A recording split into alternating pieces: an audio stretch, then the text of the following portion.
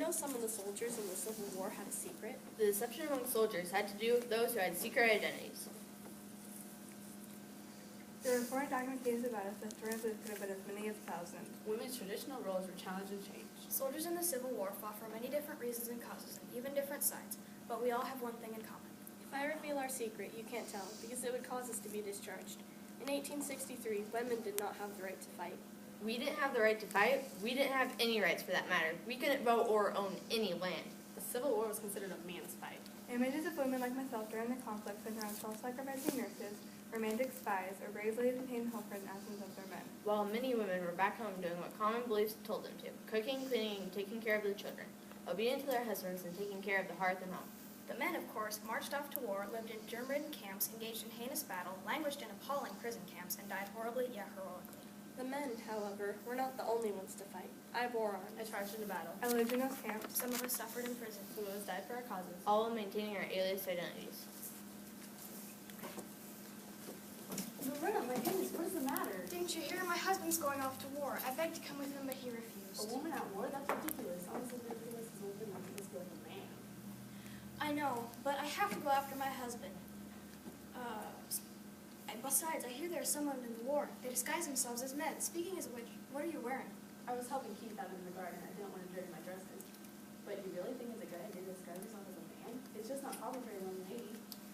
I know, but what if they're right? As men, they have so many more rights than women do. Honestly, look at us. We're gossiping over tea, acting as simple housewives while they're off risking their lives in a war, fighting for what they believe in. Why can't we be heroes too? Well, you have a point. It does sound nice to have some freedom for once, and kids must be sent off as well.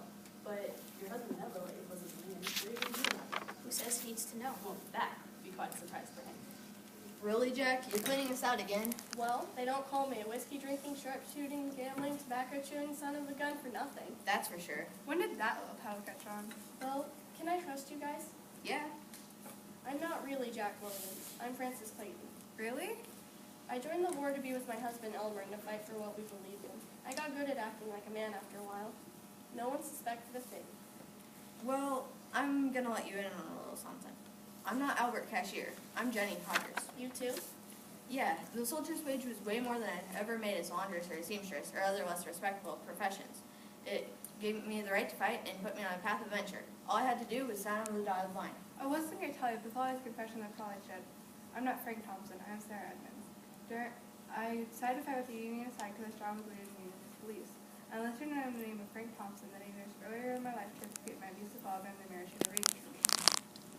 Loretta Velasquez of the Confederate Army. I entered the war at age 19, following my husband into battle after he was drafted. I decided to join as a Confederate spy. Interestingly enough, they decided to pose me as a chambermaid. I spent time in Unionist camps like these, delivering correspondence to Confederate soldiers. Hand it over, boys. Full house. I'm out. So how did you get in?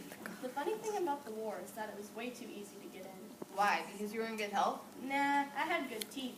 Really? It was that easy?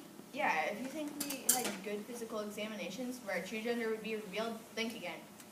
So it'd be very easy for me, along with other women of my time, to pose as men and join the ranks.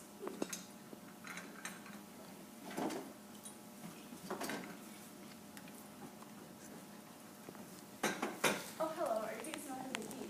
Actually, I'm here to see you. I'm Harry T. Buford of the Confederate Army. Different tea. Thank you for the tea, ma'am. How long did you go off to war? My husband Keith is leaving as well. He was pressured. Melinda, it's me, Loretta. Loretta? My goodness, I didn't even recognize you. That's exactly what I was hoping for. If you can't even recognize me, no one will realize I'm really a woman. I just told you. Are you sure you want to do this? It's really risky, Loretta. I know, but I have to go after my husband. I can't believe you're letting Keith go off without you either. Well, good luck. You're going to need it. During the war, I contracted malaria. I had to release by us tonight. While recovering, Frank Thompson was listed as a deserter, and my war career is over. I worked as a nurse helping wounded soldiers till the end of the war, because I felt like the right thing to do and my responsibility. I'm a new soldier.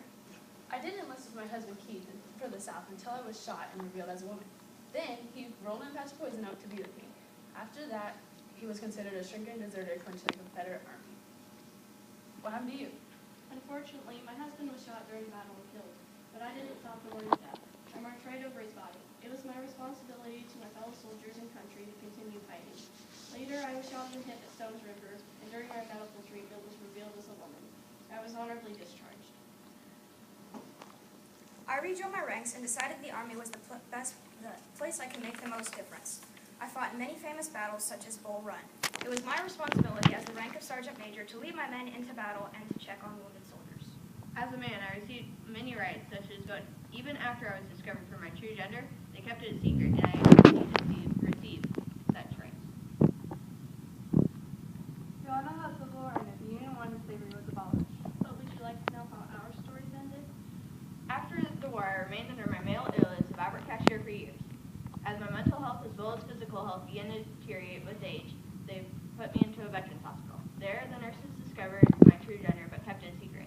I remained a man under my male alias until my death. After the war, I returned to Minnesota to collect the bounty owed to me and my deceased husband. While there, reporters around America began telling my story. Some commended me, while others felt it wasn't my proper place to fight. My husband Keith and I did later re-enlist for the Union side, so this is what we thought was the right cause and the right side to fight for. We then continued to fight together until the end of the war. Later, after the war was over, I published a book about my memoirs to support my child after the death of my husband.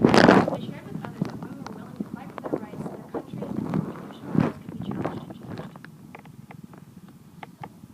We were only disguised as men, but we liked the rights that came with it. But that's not the only reason we went to war. We wanted the rights and freedoms the men had. If you really think about it, we did very well. Change your names, rescue me on television, and voila. Received right. Meanwhile, on the home front, women faced a host of new duties and responsibilities. As a widow or single female, to earn a respectable income, you had very limited options in the military paid well. These new roles applied to the ideals of women and used them to useful and patriotic ends. However, these wartime contributions did help widen the idea of women's proper place and took us one step closer to women's freedom. Women like us Should have our own rights. And secrecy in their ranks. Was a way to prove that we were deserving of these rights. And responsible enough to contribute to the decisions that formed our nation.